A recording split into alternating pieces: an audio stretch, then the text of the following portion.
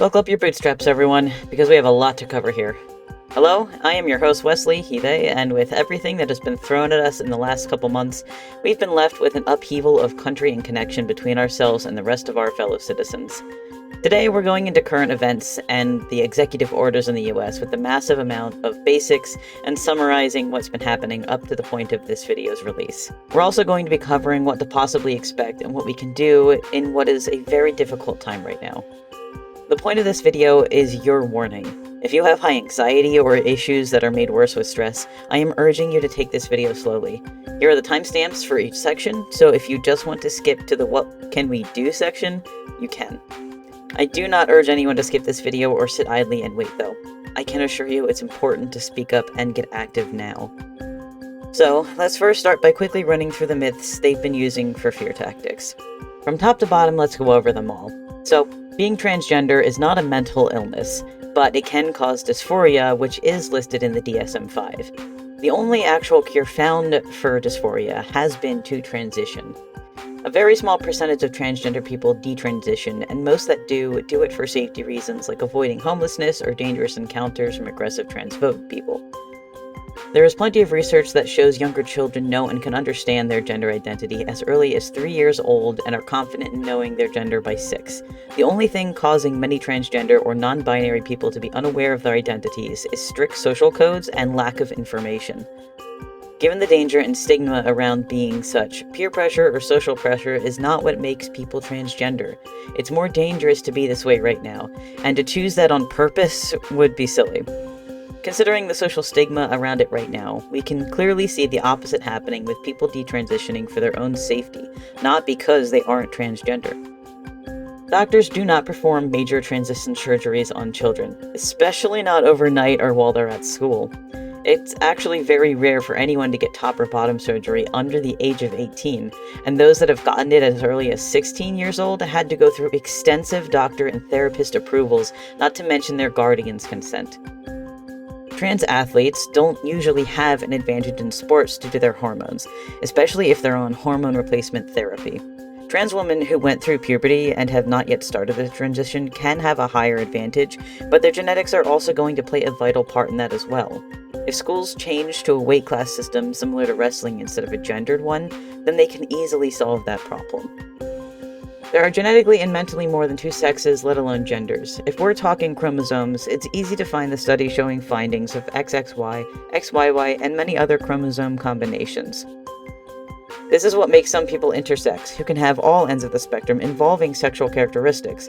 There are also multiple brain studies showing different makeups of the prefrontal cortex involving sense of identity, and how it shows the multiple combinations possible in the brain involving gender characteristics. And those are simply the tip of the iceberg. But that should cover most of the topics, basically, today.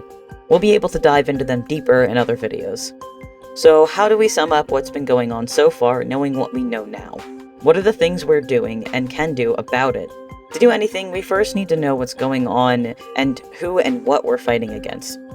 Let's start first with the election campaign. During Trump's presidential campaign, his team created and ran ads specifically targeting transgender people. Aside from the massive other amount of issues he has created in the past and for our country today, he has chosen to directly attack the transgender community. His strategy was to turn us into the other, the enemy.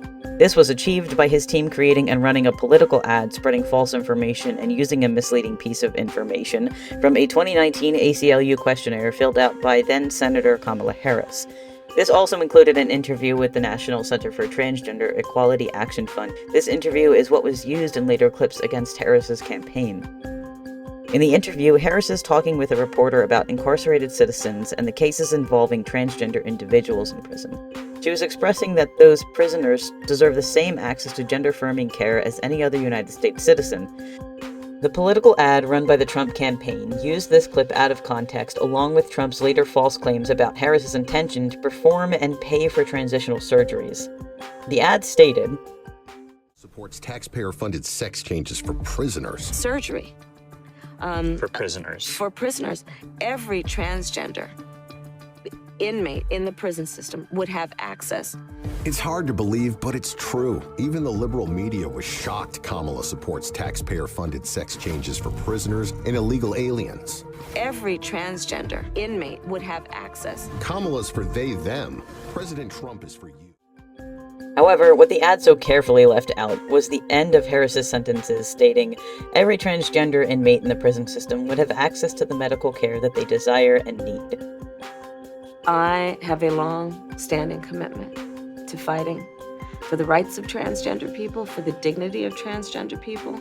I have a long-standing awareness based on my experience in the community of knowing the lives that people are living every day that are burdened with fear, that are burdened with unequal access to everything from employment to a response from law enforcement, to access to health care, to access to housing.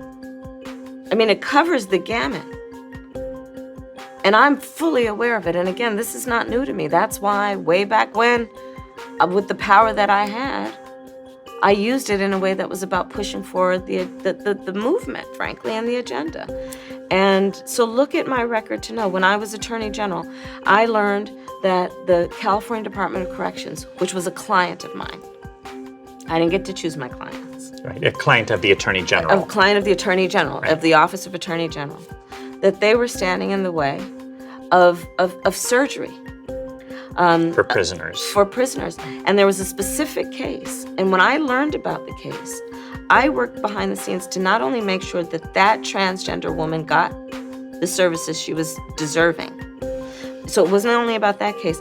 I made sure that they changed the policy in the state of California so that every transgender inmate in the prison system would have access to the medical care that they desired and need. This is in accordance with the 8th Amendment that states in conditions of confinement that no inmate is to be denied medical care. This is on top of the fact that there are only a handful of prisoners that have actually been approved for medical transition while incarcerated, none of which were illegal immigrants. Regardless of this, the Trump campaign trail hit us hard with anti-trans ads. Ad Impact reported to CBS News the Trump campaign spent over $21 million, some sources stating more, on releasing ads to target and demonize transgender people, culture, and our way of life. It also attacked the Harris campaign, falsely crediting them for creating and demanding access to hormone replacement therapy and gender-affirming care in prisons and overseas, when this was already a medical right for incarcerated citizens. These ads aired more than 30,000 times in key swing states, most noted during football games. There were a lot of other moments during his campaign that targeted transgender people, as well as his right hand Elon Musk having anti-trans history and noted incidents himself. Instead of spending hours talking about each incident in whole in this video, we instead should focus on the takeaway from their intended attacks. The methods they are using are the same old fear tactics and misinformation. We are one of the enemies that they have chosen to fight, so they have someone to turn the undecided or uninformed against. This is history repeating itself, but now we know how to defend against it.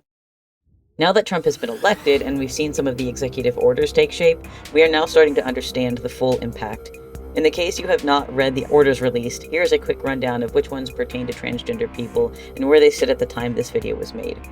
But first, let's explain exactly what an executive order is and what its purpose is. An executive order is a written directive signed by the president to order the government to take specific actions. These orders can't override federal laws and statutes that are already in place. While an executive order can take place immediately, it does still have to run through the House and the Senate, and can only apply to the federal government agencies. Executive orders can also be halted or blocked by different branches in the government. Congress can enact laws that reverse what presidents had stated, provided they have constitutional authority. Any new president can rescind or amend earlier orders made by prior presidents as well. Finally, a court judge can also hold that the order is unlawful if it violates the Constitution and blocks it from going into effect or moving forward. This is what has happened with some of the newer executive orders. As for the orders that affect the transgender community, there are a couple to go through with both good news and bad news. The first huge one was the declaration of only two sexes. In this executive order, Trump stated that sex was non-synonymous with gender identity.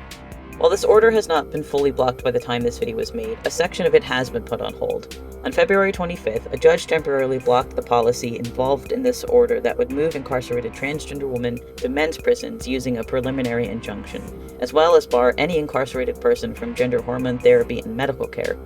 The block was only for a small population of incarcerated trans women, but has led to a couple of lawsuits already. As of March 19th, 2 accounts of incarcerated trans women expressed their experience of being placed back in a male prison. They have been propositioned by other inmates and only given male guards during strip searches. 15 people have been recorded thus far as being protected from the transfer orders. Another executive order was to ban transgender people from the military. This would effectively terminate any documented transgender individual from the US military. There was one judge considering a lawsuit and preliminary injunction, and lawsuits by the LGBTQ advocacy law groups. However, as of this video, a judge has blocked the attempt to lift the court order that prevented the ban in the first place. The plan was for a waiver that could be signed for exemptions, but any member signing this waiver would be required to follow the rules according to their gender assigned at birth, including honorifics, pronouns, and more. They also intend to require all 1.3 million military personnel to report any feelings of gender dysphoria regularly. As of March 27th, another federal judge, the third to do so, issued another nationwide preliminary injunction. The next order covers the restrictions of gender-affirming care for citizens under 19. This includes anyone under Medicare and Medicaid. They will no longer be provided or allowed to have any form of transgender medical care. This is even calling for the removal of funding towards medical schools and hospitals providing GAC research. Some schools have already started fighting back against this order, both via the students and faculty members, with even some governors showing helpful opposition. A judge did oppose this with a preliminary injunction, and that was recently extended to a nationwide block on March 4th, 2025, though it is expected that the administration may appeal the blocks. Another widely debated order is banning trans women from female sports. This one plans to ban any trans woman ranging from K-12 in schools, college level, and beyond. The schools that deny compliance will also be facing a denial of federal funding. The order also plans to ban transgender athletes from obtaining visas for the 2028 Olympics. This one has also seen a temporary ban from Senate Democrats on March 3rd, only effectively halting federal funding blocks from schools that would have refused compliance. Many states still have bills in process or in place to ban trans athletes from sports. The main reasoning the Republican congressional side used was their apparent concern of inequality towards women. They were concerned that the transgender woman would overpower or be too strong against the cis woman teammates and opponents. As of April 2nd, California rejected bills AB 844 and AB 889, both being anti-transgender sports bills. Some states have even been pushing back, including Maine and its governor. Governor Mills stood up to Trump in a National Governors Association meeting shortly after the executive orders were released, stating, "I'm complying with state and federal laws." When asked if Maine would be complying with the sports ban, Trump attempted pushback with the only response from Governor Mills being, "I'll see you in court." Later on, the Maine Attorney General Aaron Frey stated in the news journal The Hill, "Any attempts by the president to cut federal funding in Maine unless transgender athletes are restricted from playing sports would be illegal and in direct violation of court orders." Fortunately, though, the rule of law still applies in this country, and I will do everything in my power to defend Maine's laws and block efforts by the president to bully and threaten us. The Maine Principals Association has not budged on inclusive policies, stating the Trump administration does not have jurisdiction. Maine Public School has also reported the funding they receive on the federal level is not used for sports. After a 10-day compliance order was issued by the Trump administration on April 3rd, other states like New York have also rejected filing out the paperwork requested. And this is just the start of these bills. There is so much more going on with each one, and I'm certain more updates about them while this video is being made, let alone what's possible after. Right now, the best thing is to stay informed and keep updated on who is doing what. Now we reach the point of what we should expect to see the rest of this year. We've already seen many judges hold preliminary injunctions against these executive orders. There has been a wide variety of success, but plenty of opposition.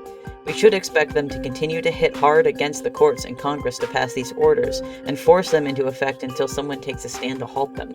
For now, it's in the hands of the state governors to fight against any orders coming through. So, what can we do in all of this? As the general public, we've been saddled with a huge weight on our shoulders. But we must remember there is always another step to take. We can push back at every step. We just need to know what the best step is right now. At the time of this video, we are still in the midst of protests. 5051, Move On, and Indivisible are the most well-known groups, with others following suit. Keeping up with mobilize.us to know where the next protest is in your area is another great step. They are great places to start to join in with local protests near you. In the worst case scenario, just look up the history of countries that have experienced similar events and plan ahead. Plan 2 steps ahead of them, and always keep them guessing. Now is also the time to get vocal in whatever way you can. Whether it's freely in your own day-to-day life or just online, you can be one of the many in the tide to face and fight down the opposition. You can also start your own project, create a blog, start a business, or anything made for trans people. Literally anything to benefit and make the lives of transgender people easier and more normalized. The biggest thing anyone can do is learn more every day. Talk to the people around you and find like-minded individuals. The world is still your oyster. There's still so many ways to move forward. Anything to bring trans people into the public eye to show we belong here just as much as everyone else. You can also inspire others to do good and be better. At the end, we can all look forward to breathing easier knowing we've left the world a little brighter. How we fight back is living our lives, informing and educating the public about who transgender people really are, that we're just people with dreams and hopes for the future, hopes for family and community, dreams of a successful career and a fulfilling life. Who we are and what we love doesn't change, that's just our bodies, not our minds and not our spirits. So, keep informed, always look for updates, and always keep hope that there is more that we can do. We're certainly all here with you at Trans Digest, and eager to bring more information on the progress of each of these orders, as well as any other news. Stay safe, stay healthy, stay informed. We love you, our trans siblings.